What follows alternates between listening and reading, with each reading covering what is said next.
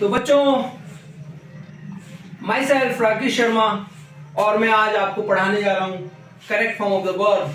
ये ऐसा टॉपिक है जो 6th क्लास से लेके और कंपटीशन की क्लास तक काम आता है और ये बहुत ही शानदार टॉपिक है। अगर आप लोग इसको अगर थोड़ा भी ध्यान लगा के पढ़ते हैं तो आपके बड़े काम आने वाला है। ये आपके कंपटीशंस में, आपकी क्लासेस में, आपकी हर जगह पर ये correct form of the verb का टॉपिक जो कि बहुत ही मोस्ट इंपॉर्टेंट टॉपिक है। ये कहीं पर भी या हर जगह पर काम आता है, हर एग्जाम में आता है इसका टॉपिक। तो देखिए, सबसे पहले आपको एक नियम बताता हूं। सबसे पहले एक गोल्डन रूल्स के रूप में आपको बताते हैं। गोल्डन रूल्स, इसके बहुत ही सिंपल तरीके से इस टॉपिक को हम कर सकते हैं इन गोल्डन रूल्स के द्वारा। और सबसे पहला रूल आपके इसमें आपको बताते हैं जो छोटे बच्चे भी जानते हैं। जिन सेंटेंसेस, ये पहचान के रूप में बता दूं, जिन सेंटेंसेस के रूप में always, every day, every month, every year, every week, often, rarely, seldom, etc. ये सब चीजें अगर किसी भी सेंटेंस में आप देख सकते हो, किसी भी सेंटेंस में देखते हो, तो आपको उनके रिक्त स्थान में, उनके जो ब्लैंक्स जो होते हैं, वहां पर आपको ब्लैंक्स में आपको या तो वर्ब की फर्स्ट फॉर्म या फिर वर्ब की फर्स्ट फॉर्म के साथ एस या ईएस, ये आवश्यकता अनुसार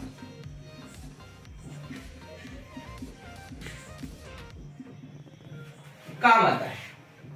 जैसा कि ये इसके एक अलग रूल्स हैं कि कहां वर्ब की फर्स्ट फॉर्म आती है, कहां एस या ईएस का यूज होता है। इसके लिए मैं एक छोटा सा आपको बता देता हूं। यदि आपका सब्जेक्ट ही, शी, इट और सिंगुलर नेम, ऐसे वाक्यों में वर्ब के साथ एस या ईएस का यूज निश्चित होगा, ऐसे वाक्य। और अगर ये इसके बाद दूसरा है, इसमें अगर आपका सब्जेक्ट आई, वी, यू, दे और प्लूरल नेम्स आता है, तो ऐसे वाक्य में केवल और केवल वर्ब की फर्स्ट फॉर्म का यूज किया जाता है। तो प्यारे बच्चों, आपको बता दें, ये बहुत ही शॉर्ट तरीके से, बहुत ही सिंपली तरीके से आपको समझाने के लिए ये रूल बहुत काम करने वाला रूल्स है। अगर आप इसको एक बार ध्यान से एक बार देख लेंगे और उसके 10-20 सेंटेंस कर लेंगे, तो आप ये वाले रूल्स को भी आपके दिमाग से नहीं हटेगा और आप correct form of the verb में, ये पहला रूल है, ये आपका ये सबसे पहला रूल है, प्रेजेंट इंडेफिनिट का रूल है ये सबसे पहला। और इसको हम प्रेजेंट इंडेफिनिट में कह सकते हैं प्रेजेंट इंडेफिनिट टेंस। इसके अलावा भी इसमें और रूल्स में आते हैं। जैसे एक एग्जांपल लेते हैं, इसका हम एक एग्जांपल लेते हैं। सबसे पहला एग्जांपल, जैसे शी ऑलवेज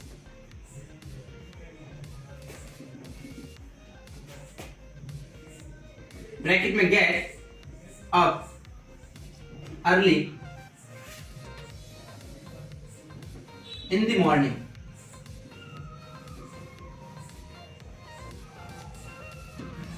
देखिएगा, अब आप, जैसा कि मैंने आपको बताया, सेंटेंस में ऑलवेज आना बहुत जरूरी है। ऑलवेज जिस सेंटेंस में आता है वहां पर आपको ये रूल ये वाला रूल लेना है आपको। अब इस रूल में भी मैंने आपको ये बताया है, सबसे पहले ये और दूसरा ये कि अगर वाक्य में ही, शी, इट नेम है, ही, शी, इट नेम है, तो वर्ब के साथ एस या ईएस का काम लगना ही लगना है।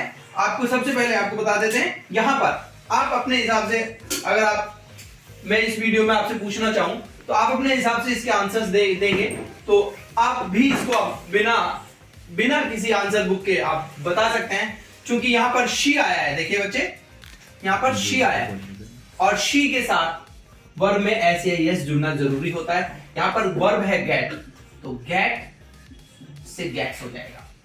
और इसकी जो पहचान है आपके सामने है ऑलवेज, ये आपकी पहचान।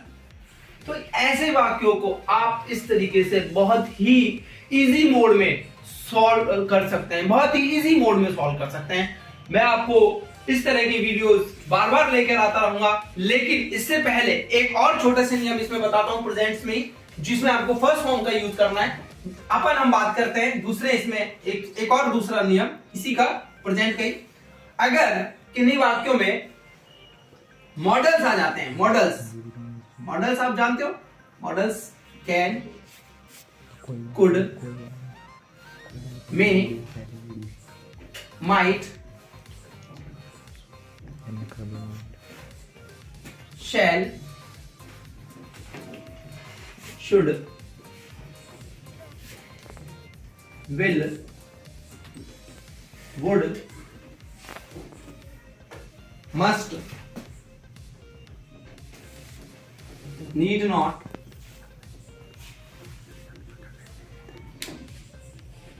Lack, etcetera. अगर किसी वाक्य में ये सब आ जाते हैं तो ऐसे वाक्यों के रिक्त स्थान में हमेशा हमेशा हमेशा केवल और केवल वर्ब की फर्स्ट फॉर्म का यूज होता है, वर्ब की फर्स्ट फॉर्म का यूज होता है। अब मैं आपको एक सेंटेंस इसमें एक और बताऊंगा जिसमें अपन केवल और केवल वर्ब की फर्स्ट फॉर्म ही बने, केवल इसमें गेट्स नहीं बने, जैसे एस वाला बिना एस के लिए भी बताऊंगा आपको। लेकिन इससे पहले आपको ये बताता हूं मॉडल्स का एक सेंटेंस, जैसे शी मस्ट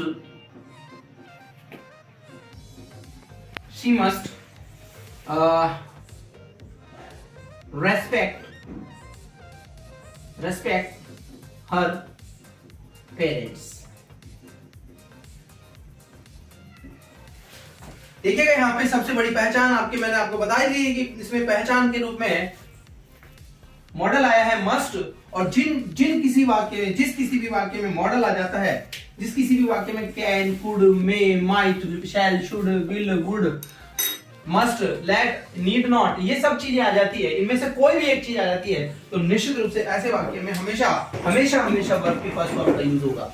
और देखिएगा फॉर वर्ब की फर्स्ट फॉर्म यहाँ पर जो आपको रेस्पेक्ट दिया है एज इट इज, इसमें रेस्पेक्ट नहीं करना है आपको। देखिए ऊपर वाले सेंटेंस और इस सेंटेंस में अंतर यही है, ऊपर वाला अगर सेंटेंस यहाँ पे मस्ट नहीं होता, अगर इनमें से कोई पहचान होती तो यहाँ पे रेस्पेक्ट की जगह रेस्पेक्ट्स आता, और चूंकि यहाँ पर ऐसे कोई नियम नहीं है इसलिए यहाँ पर केवल रेस्पेक्ट आएगा। अब एक और सेंटेंस इसमें देखते हैं, ऊपर वाले में एक सेंटेंस और देखें, जैसे I dash go to school every day. ये पहचान देखिएगा आप, आपके सामने है पहचान है एवरीडे। देखिए बच्चे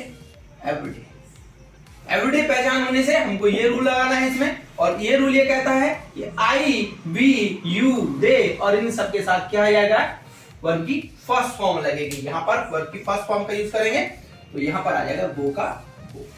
अगर यहां पर शी होता तो आपको गोज भरना पड़ता। ये आपका एक छोटे से नियम है। इसके अलावा एक और लास्ट इसमें सबसे फाइनली मैं आपको बताता हूं, सबसे लास्ट इसका तीसरा जो गोल्डन रूल है वो ये है, अगर किसी वाक्य में हैड बेटर आता है, हैड बेटर आता है, तो ऐसे वाक्यों में हमेशा हमेशा वी फर्स्ट का ही यूज होता है। ऐसे वाक्यों में हमेशा वी फर्स्ट का यूज होता है। जैसे she had better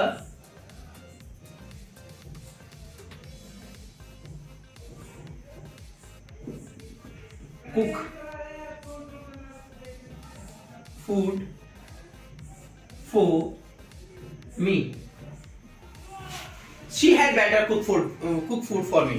देखिएगा आप यहां पर आया had better, और had better ये कहता है कि बी फर्स्ट का यूज करें तो कुक का कुक ही रखें, कुक्स नहीं लिखें।